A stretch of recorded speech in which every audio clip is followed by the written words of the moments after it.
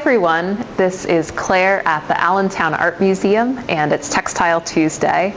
Today I'm in our American galleries, and I'm going to share a couple of World War II era propaganda fashions. Over here we have a blouse with a pretty clever print that takes a lot of complex imagery, realistic things, but turns it into something layered that feels almost abstract.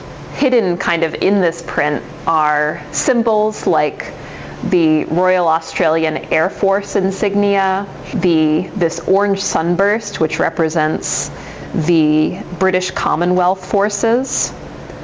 You also see the heads of military personnel, palm trees, the Eiffel Tower, and then also the outlines of different Commonwealth countries. And so all of this together creates this textile that celebrates Australian contributions to the Allied effort during World War II.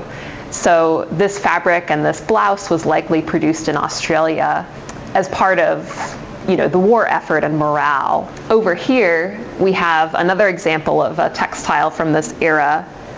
It has a different technique, airbrushing, which gives you these sharp lines and then sort of fading color away from them. This really distinctive aesthetic. It was really popular and considered modern in the 1930s and 1940s. And so this scarf commemorates Italy's annexation of Ethiopia in 1936 under Benito Mussolini.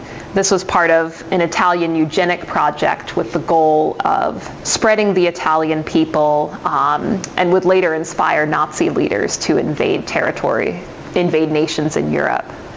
And so it's kind of hard to reconcile the really appealing and alluring design of this scarf with this darker history behind it.